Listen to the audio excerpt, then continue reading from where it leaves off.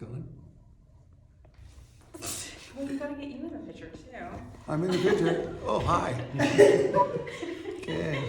There you go. There you go. The whole room. Of course, now my timer's off by how many seconds, but Okay, so we figured out. Are you in it? I'm in it to win it. Okay. Okay. Roll it. All right. So the other day I found an article in the Orange County Register about a woman that was murdered by her husband via injection of pure nicotine in its liquid form. I had no idea that nicotine could be used for this, and so it just kind of struck me as odd that it was so poisonous and yet it's so prevalent and used on a daily basis by just about everybody in the world. So I made it my goal for this reason to kind of assist in getting to know what nicotine is all about and how it affects your body and your brain.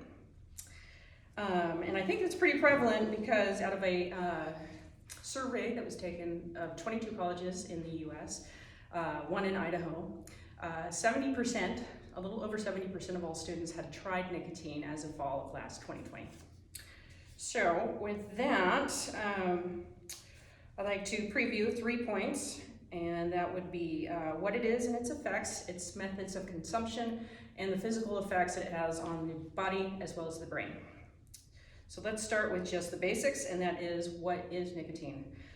Nicotine is a colorless, oily liquid derived from the tobacco plant. It was isolated in 1828 by two doctors by the name of Carl Renman and Wilhelm Pessolt, if I'm saying that right, and it was declared at that point to be a poison.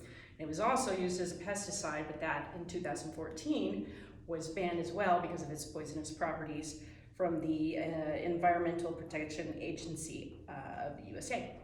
It is an addictive chemical, mainly because it releases dopamine into your brain and causes all those little pleasure sensories to go off. And if you try to kick it, well, then you experience withdrawal symptoms, whatever you want.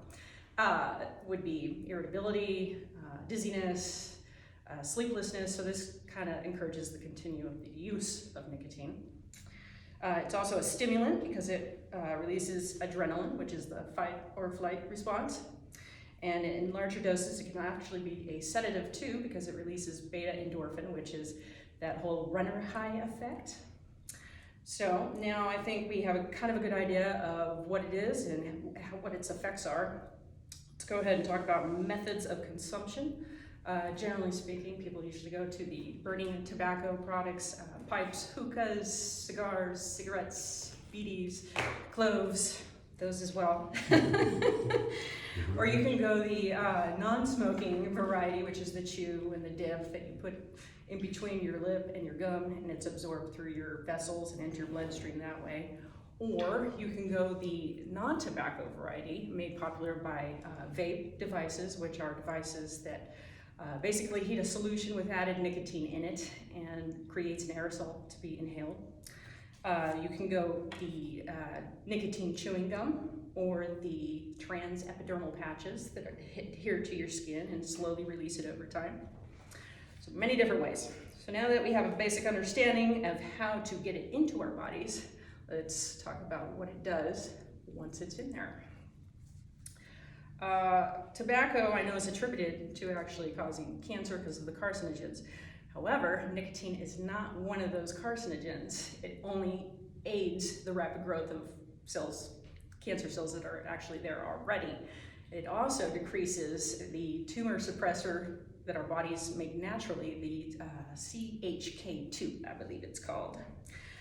This can also result in poisoning, which have fun side effects of like diarrhea, vomiting, nausea, sweats, tremors, all the way up until death. And I believe the experts will agree that 50 milligrams to 60 milligrams is a lethal dose. So this is probably the equivalent of smoking 60 cigarettes at the same time, which is probably not too common. As far as affecting the brain, it releases serotonin, which is kind of a mood enhancer, so it makes you happy. It also releases glutamate and acetylcholine, which is kind of responsible for more focus, your rapid response time. It helps with your memory, so some good things.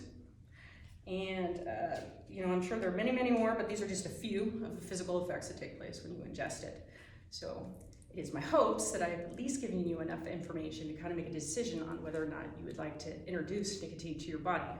But if you do decide that you, on a last note, decide that you want to, just remember to keep it under 50, 60 milligrams and don't inject it because it could kill you. Thank you. Well, Do you turn it off? no, not yet. Okay, I got it. That's right. We got a scanning. And no open questions because I'm about ready to throw up on myself. Super sweaty right now. Okay. Ooh.